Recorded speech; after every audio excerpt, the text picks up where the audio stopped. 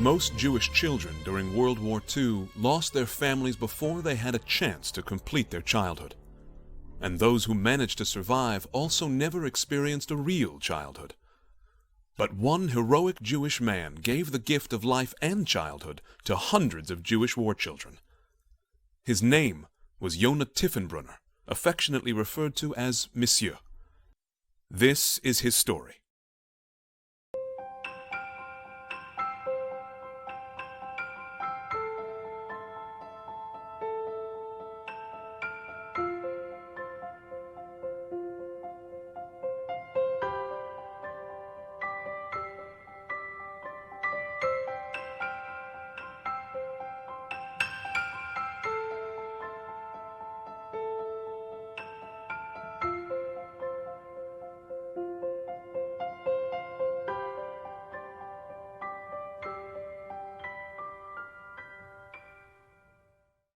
The concept of kiddush hashem is generally understood to mean that one dies for the sake of heaven, sanctifying HaKadosh Baruch Hu's name.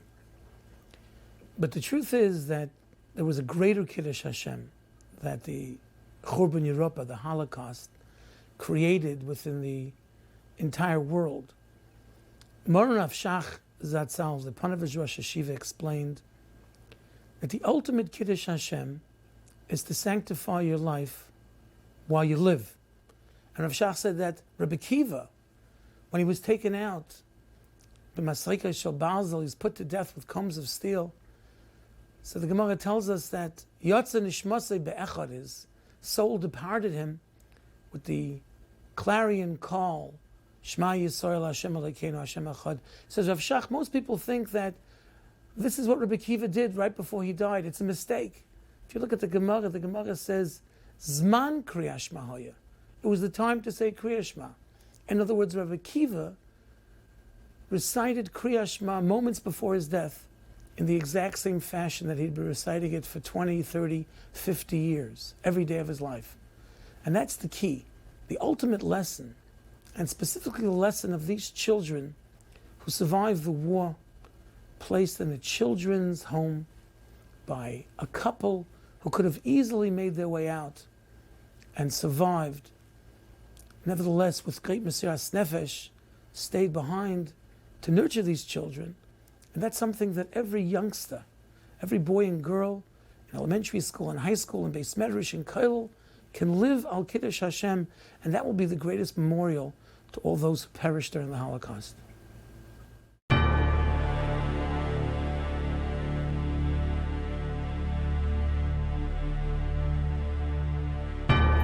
Even before World War II had officially begun, Nazi oppression of Jews in Germany grew steadily worse.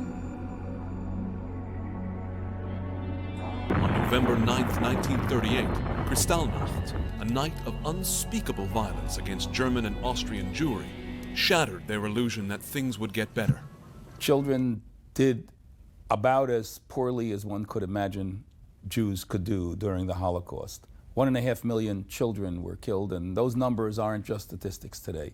I can tell you that I participated in finding out who the actual people that died were, and there are 1.5 million Jews. They have names, they belong to families, because we, in checking the monies that were given by families to various banks and insurance companies, when I was head of the claims conference, we found that Jewish children's names were actually specified as eventual heirs to insurance policies, and we knew their names and their addresses, and we knew that they went and were deported together with their families. Unfortunately, my parents and many other people waited till after the Kristallnacht to decide this was going to get much, much worse, and they had to take action to leave the country. They already had closed the doors. They had decided that my sister Rosa and I, my sister was 5, I was 7 at the time, that we would leave Germany for Belgium by a midnight train, passing as children of somebody else. And the idea was we would sleep, they wouldn't bother us, The fact is, we didn't sleep, but we made as if we were sleeping. Nobody asked us any questions. And we arrived in Brussels the next morning. That's the last time I saw my parents. They sent me to a Christian orphanage. So, in fact, I stayed there for 2 full years almost.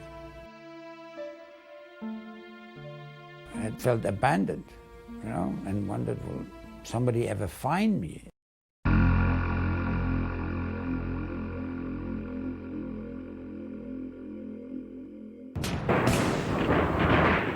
World War II began on September 1st, 1939, when the Nazi German government invaded Poland. The Nazis had a twofold mission: to establish a large empire covering the entirety of Europe, and to make that empire Judenrein, to annihilate all Jewry in their empire. In various parts of Europe, every piece of property, every stick of furniture, every painting was stolen from the Jewish homes after they took the Jews and sent them away. They viewed it as an opportunity to steal, not only to kill. On May 10th, 1940, they invaded Belgium. And I remember as a kid, maybe 10 years old, waking up one morning and seeing the smoke puffs in the air, you know, and you hear the noise, the booms and the booms. Evidently the Germans had just begun to invade Belgium. In a mere 18 days, the Belgian government was overthrown, and the Nazis systematically set in motion the deportation of Belgian Jewry to Auschwitz. Terror-filled were the days that followed. Thousands of Belgium's Jews, neighbors, friends, aunts, uncles, parents, and grandparents were dragged from the streets, from the shops, from their homes, and deported. Once a lorry full of Jews passing under a bridge, and I always liked to travel as a child, and I said to them, bye bye, bye bye. And afterwards we got aware that actually they were deporting these Jews.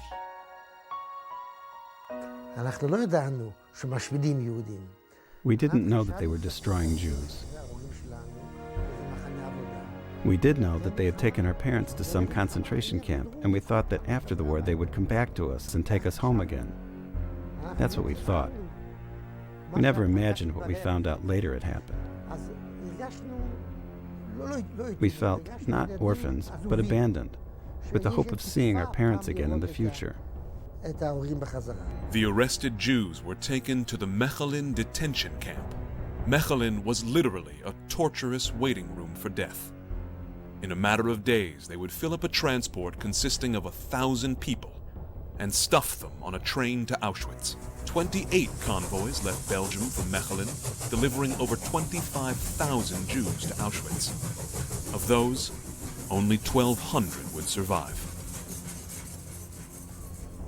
Petrified of being arrested and deported, Jews made every effort to escape or to hide. Our father said he doesn't want to put the whole family in danger, and he arranged that we should be hidden by Gentiles outside of Antwerp, near to the Dutch border. My mother knew that she was not very safe, that they had to be on the move, and so they packed whatever they could, and they moved to various addresses in Brussels. And then when she realized that it was too dangerous for her to maintain her kids, she decided that she was going to place us in a convent. We never heard from him since then. After 2 weeks, one of the daughters went to Antwerp and she saw how they deported my parents and sister. This was such a shock for me. You know what was my feeling? Like you would have pulled off one of my arms.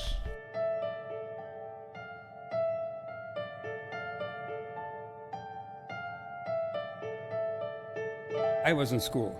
When we came home, we learned that my father had been deported.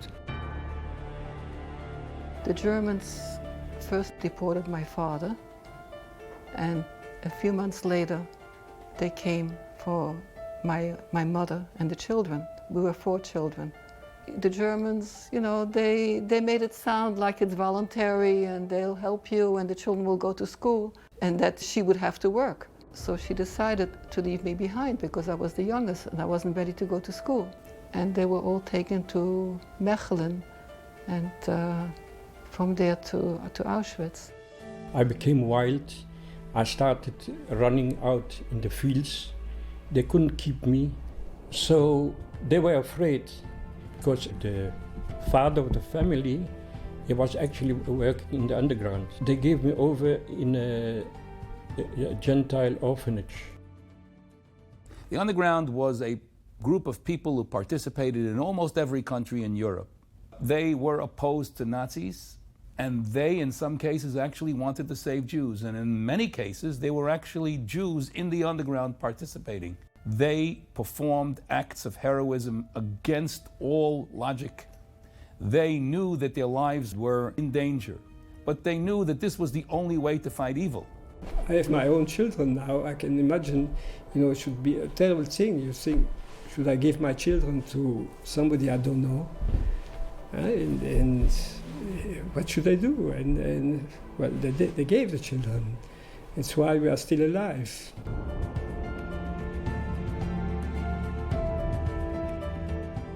My aunt, my mother's sister, who was living in Brussels, had found out that I was there. She took me out of there.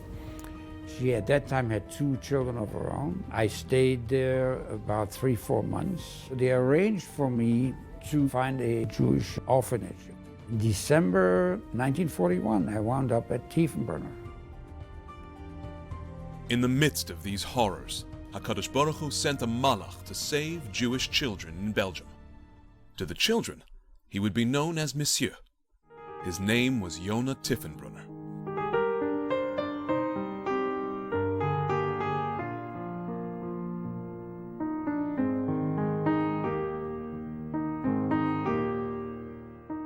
Yonah Tiefenbrunner was born on June 18, 1914, in Wiesbaden, Germany, where he grew up amidst a large family. We were a family of 8 children. My parents emigrated from Poland to Wiesbaden. We were never rich people. We had a makolet. Already as young children, we had to help in the shop to deliver the goods. That was the way how we were brought up.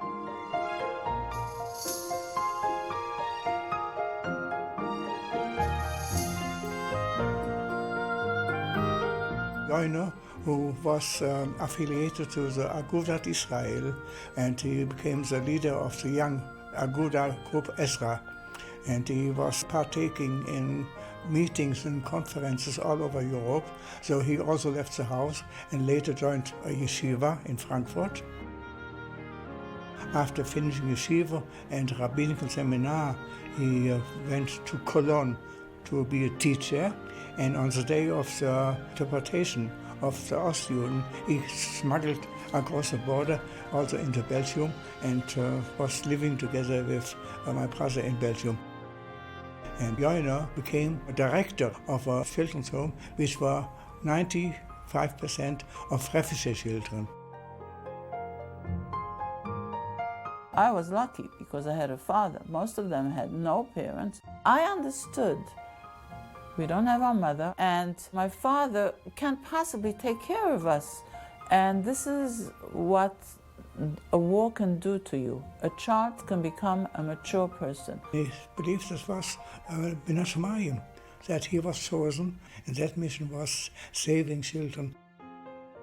On May 9th, 1940, the day before the Nazis invaded Belgium, Yonah married Ruth Feldheim. They woke up, and my mother said, "There's a thunder." And my father said, "No, it's the Germans. They were shooting." So that was their honeymoon.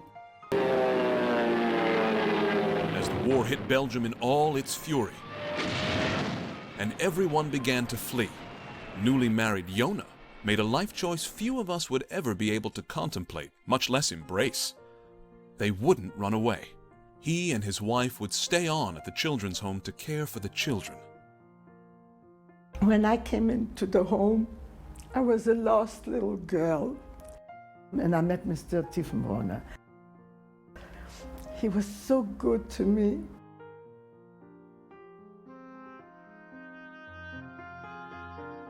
there was a synagogue around the corner called Aguda Yisrael. Tiefenbrunner was head of the Aguda Israel in Antwerp at that time. And I was bar mitzvah, not 13, I was bar mitzvah when I was 14.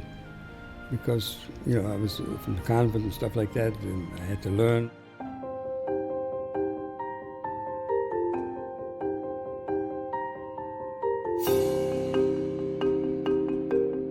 In nearly every other Nazi-occupied country, the local Gentile populations were all too willing accomplices to the Nazis.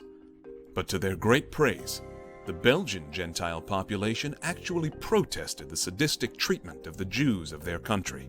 And the people in Belgium who did this were unique people. These people were people who did things which go against the current. They were really anashim neged hazerem. To placate them, the Nazis officially exempted children from deportation and established government-funded residences for them, providing food, clothing, and maintenance of the premises. And so it was that Yonah Tiefenbrunner's children's home became one of the 7 Jewish children's homes under the Nazi occupational government's auspices in Belgium during World War II, the only observant one, Shomer Torah u'Mitzvos. When I came to the home and was wearing a cross, which I was very attached to because I had been in the convent and I had been to church and I was really convinced about the Christian religion. Nobody said anything. You know, not Mr. Tiefenbrunner. They just waited until I understood and came on my own and took it off and said, if this is not my God, I don't have to wear this. He didn't ask them where they come from, how often they davened Mincha and Maariv. He asked them, are you Jewish, from a Jewish mother? As long as that was established, he was taking them in. Then came Pesach, and I don't know how, I had the idea to go to the building, and I saw, you know, nice white tablecloths on the tables. It was a festive atmosphere. This is the first time in the war that I saw a Jewish atmosphere. It attracted me. There was standing a man and he looked at me and he asked me, what's your name? I said, my name is Aaron Peterfreund. He said, your parents had a shop of electric supplies. I said, yeah, that's right. He said, I know your parents. This was Mr. Tiefenbrunner. I was an orphan. I was a nothing. And there came somebody who told me, you're not a nothing. I knew your parents, you're a Jewish boy. So I started to get myself back to feel like a more human being. The home at that time was only for teenagers who were already working, mostly apprenticeships. When I arrived, I was 10 years old. And I was the first one of the youngsters. And I remember very well because I was sort of surprised. I was the center of attention. There were about 20 older ones, and I was like the mascot or something. Within a few months, the Kinderheim filled up from 4.5-year-old to 12-year-old to 16-year-old.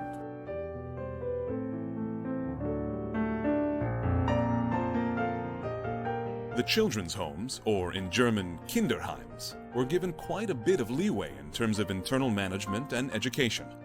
However, despite this apparent freedom and protection, an ever-present cloud of fear hovered.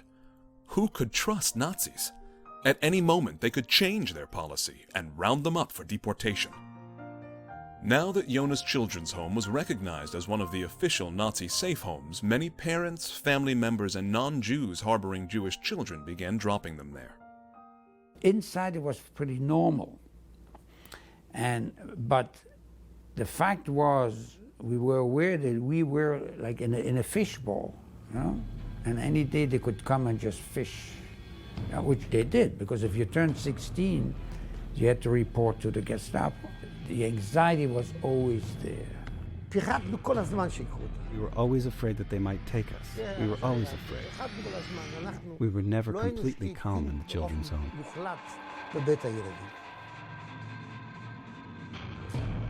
Many times they would come. In the middle of the night, they would break the doors.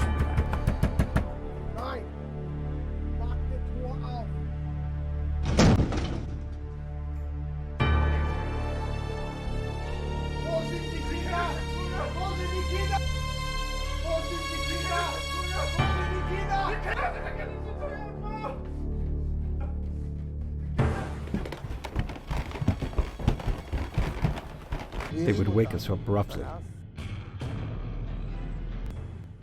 They would take the blanket and say, "Get up!"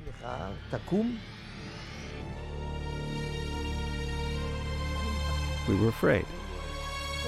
Every morning we thought, when will evening come? And every evening we thought, when will it be morning? We were never certain that we would survive that period. As youngsters, a lot of us probably realized that, after 3 or 4 months, your mother didn't come to visit you, that she was probably apprehended.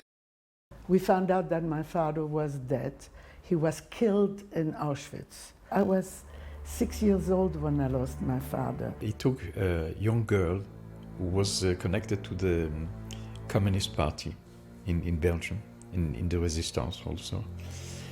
And she begged him he should take her as madricha, because this was a safety guarantee. And he took her, but he put some conditions that she should cut all her ties with the Communist Party, because he didn't want to endanger the children. The Gestapo came to look for her. At that moment she wasn't there. So they took Monsieur at the Gestapo headquarters. They put him against the wall. And he said, "I will count until 10. If until 10 you don't give me her name and where she is, well, I'll order them to shoot you." And he started to count.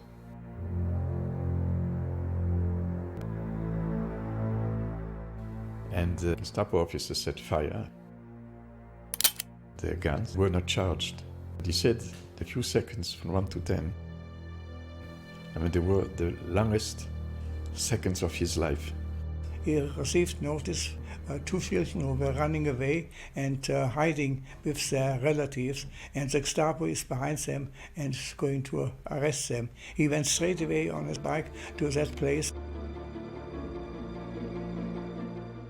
He was climbing up 2 floors, was taking children out from the back window and carried them down while the police was knocking at the door in front.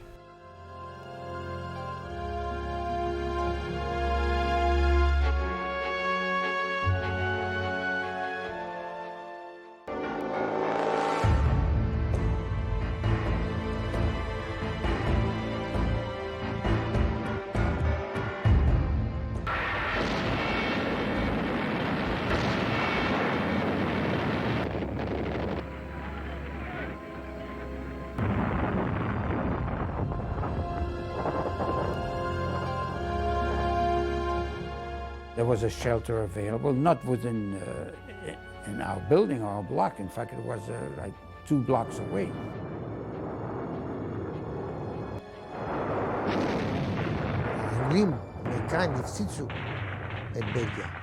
The British and Americans bombed Belgium, and some bombs fell in places where people lived.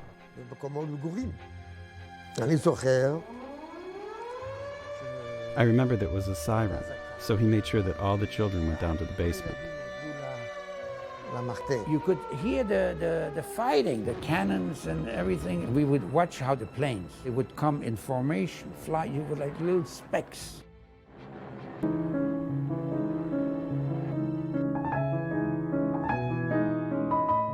Monsieur was like our father, and his wife was like our mother, and they had a child, and they took care of us just like if we were their children, except they had umpteen of them. I felt that I was secure. They were nice to me. Monsieur gave me every warm feeling that we were safe, sound, and accepted and wanted. We felt this warmth coming out of him.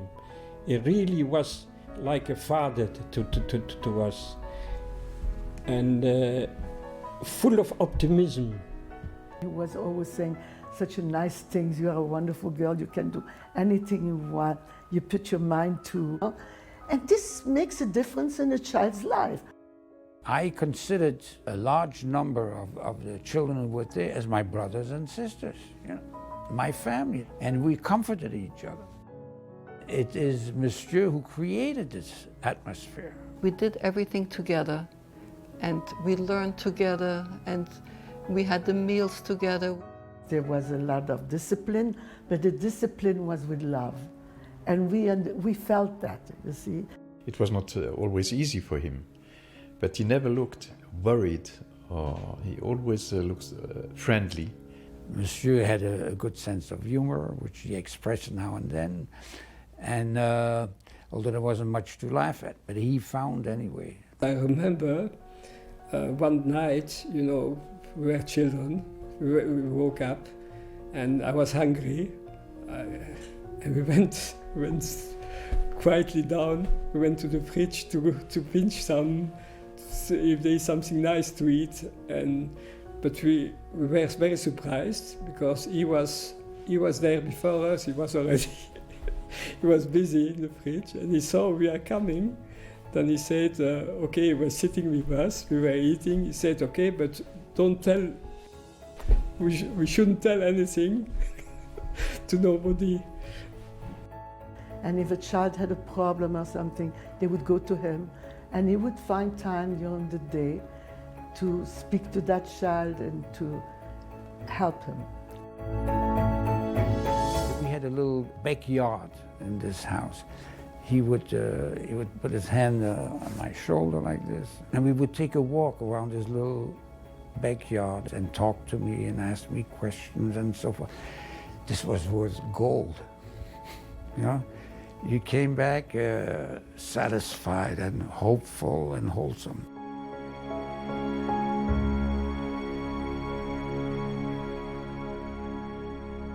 These children lived al kiddush Hashem. That in this special home, they made brachas, they davened, they ate kosher, they declared their faith in HaKadosh Baruch Hu. And that should be our ultimate lesson. The tragedy of 1.5 million children being killed by the Nazis, Yimach Shemam, and their henchmen, it's something we will never forget. But ultimately, we need to remember to live al kiddush Hashem.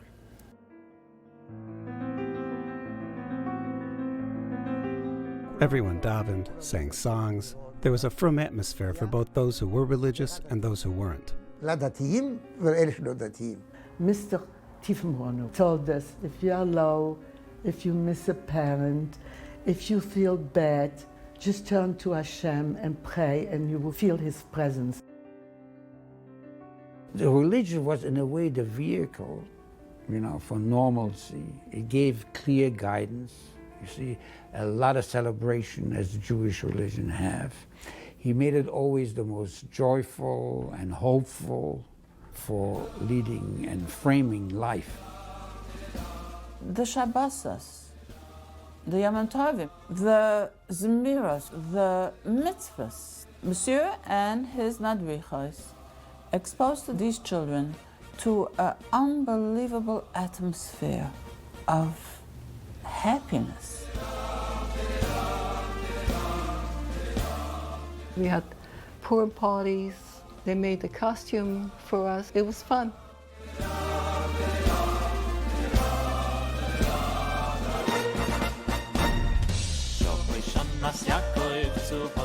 After the davening, after the kiddush, we ate cheesecake. And I still feel the taste of cheesecake. The atmosphere was a real Yom Tovdik atmosphere. For him, this was his children. And, you know, it came Shabbos, you know, we sit on the tables, and he gave it Varteure and Shalshude. Like a Jewish family should live. With anti-Shechita laws in effect, No kosher meat was available, which eventually manifested signs of malnutrition in many children. There was no kosher meat, so we didn't bring in any meat. There wasn't much food, and the older ones were hungry, but we never complained.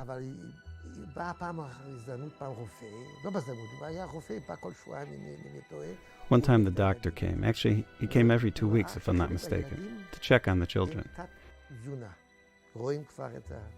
He saw that some of the children were suffering from malnutrition. You could see their bones. The doctor said that in his opinion these children must eat meat, even non-kosher meat. Of course, there was no kosher meat, but on the ration cards, they had the right to receive some meat. Then Monsieur made a shaila that was two rabbonim who were still in Brussels, and they asked him they should give. He's allowed to give tripa meat to the children who are weak, but he had to make a separate kitchen and, of course, separate kelim. All those children who they decided required meat went down to the basement. And then they closed their noses because it smelled, but we were hungry.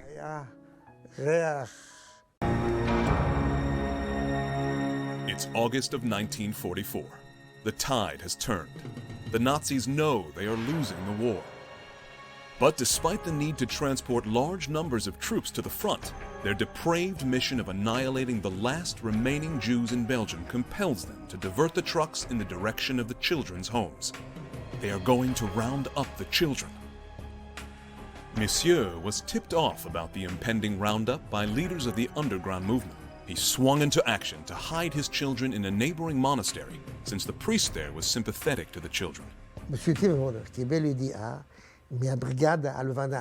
Tiefenbrunner received information from the White Brigade, the Belgian partisans, that they were going to take the children to Mechelen, and from Mechelen to Auschwitz.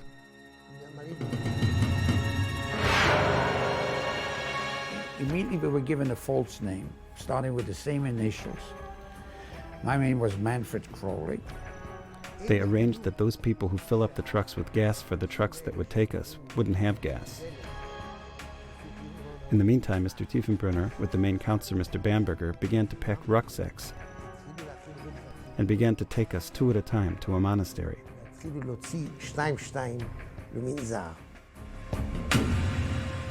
The church's history during World War II is a miserable history.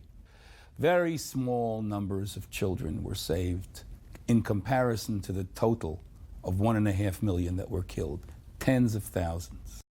There were, however, a small number of exceptions, and the individual in the position of responsibility who actually did extend himself to save Jews did so at great personal risk. The priest in the monastery near the Tiefenbrunner children's home was one of those exceptions.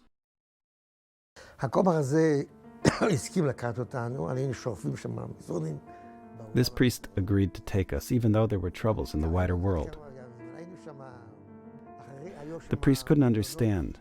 There were some curtains over the windows, thick ones. He didn't know why there was always movement behind the curtain. Until eventually he worked out that one of the children took, when he fled from the children's home, he took a pair of tefillin, and we were standing in line to put them on, behind that curtain. This priest was so moved by our desire to keep our Yiddishkeit that on Shabbos he gave us his office to daven Shachris.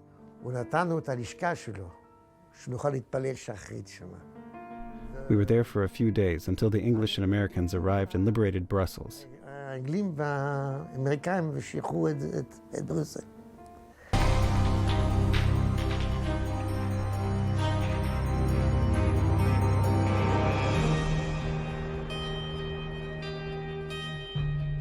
When the war ended, we all went out of the convent and we saw the American soldiers, walking by and we cheered them. Monsieur continued to be a father to the children after the war. His was a promise of caring with no expiration date. Monsieur was committed to raising them as devoted Jews with his entire heart and soul. The war ended, and Yonah had complete new duties. He had to bring lots of the children, which he saved. He was saving in taking them across the border or falsifying the papers, putting them into safe houses in order to survive the war, to be alive.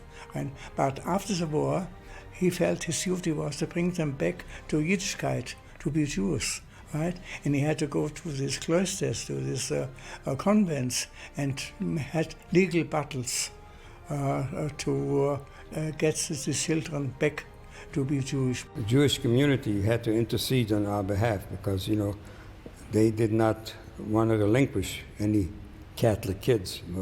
As far as they're concerned, we were Catholics. Agoyin Blazer Silva Zatzal, who happened to have been the Rav of my mother in Cincinnati, Ohio, traveled to Europe in the uniform of a U.S. general so as to forestall any anti-Semitic incidents against him, looking for a needle in a haystack for Jewish children. He came to an orphanage that had 1,000 children, and he approached the director of the orphanage, and he said to him, "Please give us back our Jewish children. We lost 1.5 million children." And the director, kind gentleman, said, "Rabbi, I'd love to give you back the Jewish children, but how do we know who's Jewish? I can't release good Catholic children to be raised as Jews." The Blazer Silva said, "Let me try to prove it to you." He said, "Rabbi, you've got 1 minute." They walked into the dining hall, cavernous room, and there were 1,000 children eating lunch. But how is he going to prove it? The director takes out his stopwatch, his pocket watch, and he clicks it on, and in sheer desperation, Blazer Silva screams out, "Shema Yisrael Hashem Elokeinu Hashem Echad."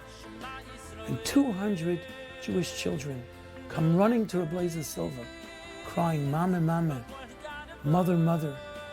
The last thing they remember before they were entrusted into the orphanage or into Gentile neighbors was the mother taking their hand and putting it over their eyes and saying the Shema with them.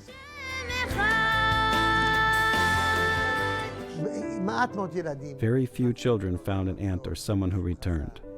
Most of them remained in the children's home.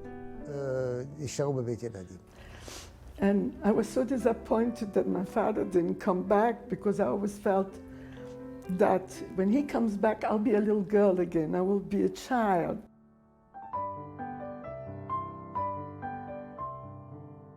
It was the end of the war, May 1945. A man came, and I looked at him and I said, "Papa, this was my uncle who wanted to left to Switzerland." He was looking a bit like my father, but he was with glasses. But as I was longing to see my father, just spontaneously, I called him Papa. A lot of children came with a lot of problems. There were children who were hidden in convents. There were children who were in the woods.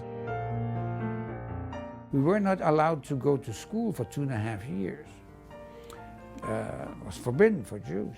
After liberation, we went back. There was a girl, Bessie Storm, and they said, "Well, you have to go 2 years back where you left off. That's where you're going."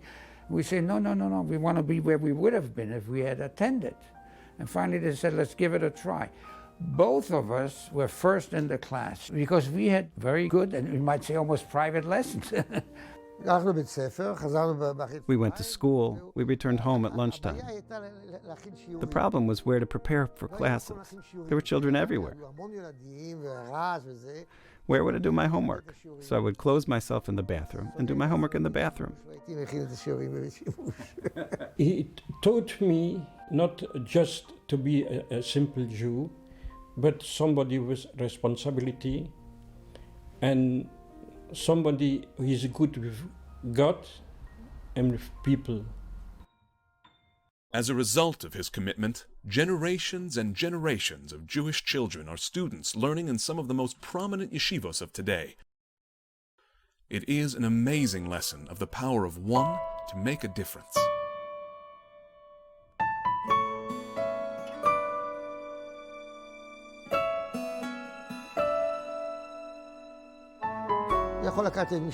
He could have taken his wife and his daughter and hidden somewhere, yet he remained in the children's home. The destiny of the children was his destiny. Monsieur had a brother who succeeded to escape in Switzerland during the war. The consul of San Salvador, he was a Jew in Switzerland, and through him they got visas for Monsieur and Madame. They could have fled to Switzerland and from there to San Salvador, but he didn't want to leave the home because of the children. I mean, it wasn't even a question for him.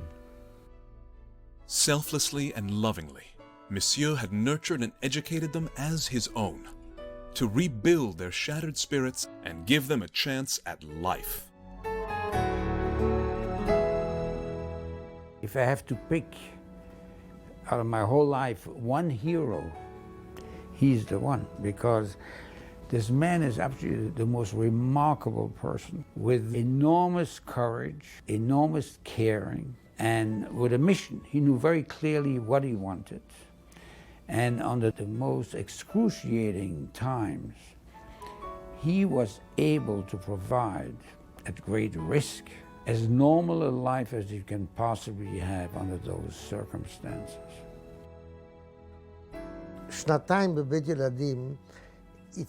The 2 years in the children's home created my life, I think.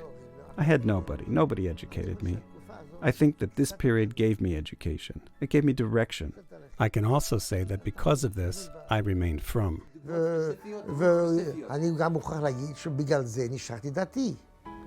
Parents we didn't have. So he gave us the feeling that I deserved to be loved and to be cared for. It's very hard for children today to picture a home where so many children who went through traumatic experiences all come together. It was really a miracle. Mesiras nefesh, to be kind one to each other. That when you see somebody who is in trouble, but really to help him. This is the thing, what I think mostly we have got to learn from him. I think everybody who knew him had the same impression that he was close to him. My mother, she had to share her husband with a lot of kids. And that was hard. I think that's mesiras nefesh also.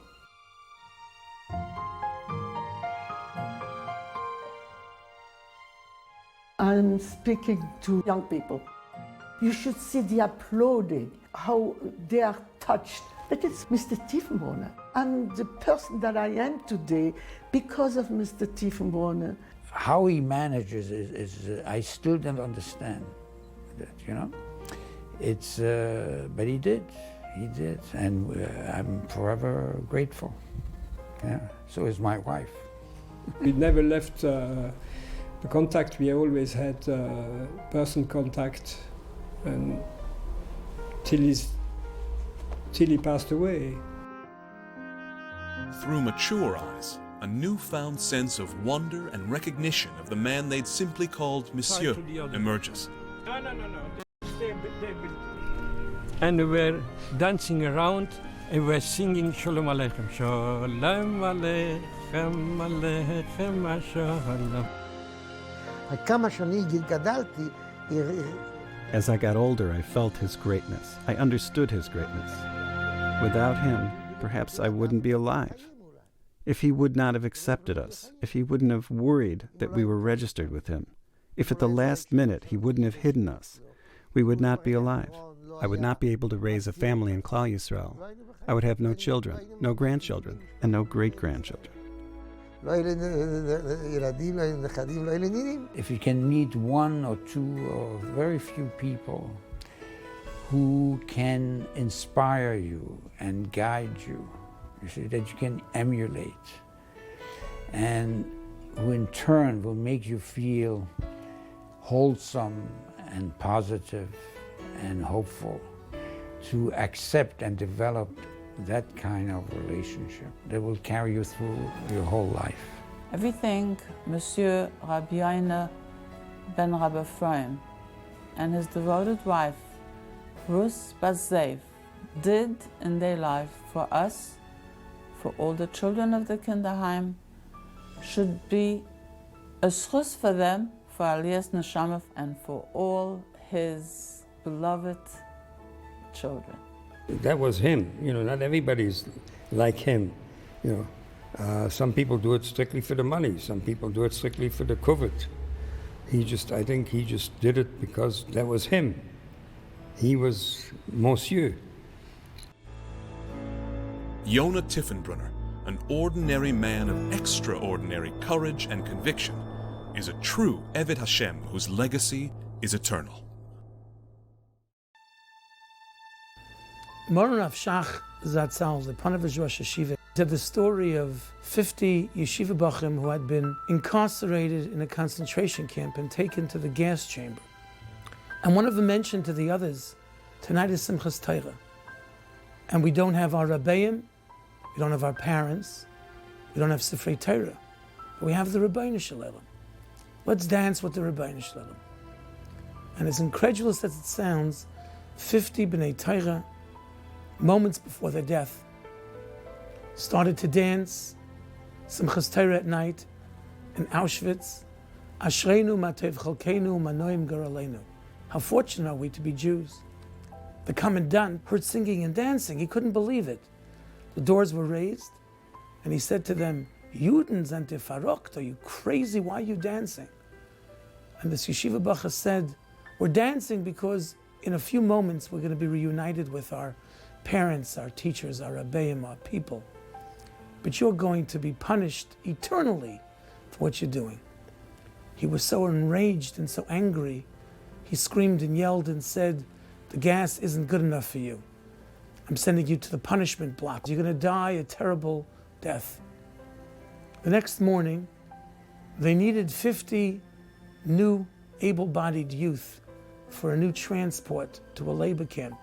They came upon these children sealed in this barrack, not knowing that the commandant had ordered their death, and they were transported. And Rav Shach said that every one of those youngsters survived the war. But the key here is not just dying al kiddush Hashem, it's living al kiddush Hashem. Historically, traditionally, we are a stubborn nation. We're akshanim, am ksheyeref, but for the right things. And it's that stubborn streak connected to an edelkeit, a refined nature and character. That's the hallmark of the Jew. And our challenge is to pass this glorious heritage on to future generations, to be proud of our Yiddishkeit, to be excited of our Torah, of our mitzvahs, of our Blad Gemara, to recognize the greatness of every Jew, and to realize that we create a kiddush Hashem with every mitzvah that we perform. Every time we don't speak Lashon Hara, we're light upon the nations of the world because we're a manifestation of the Rebbeinu Shem's presence. It will be zeichet to be mekadeshim shemayim v'rabim, to be the course of our lifetimes, and be zeichet to the ultimate simcha, the coming of Mashiach Tzidkeinu b'mehera v'yameinu. Amen.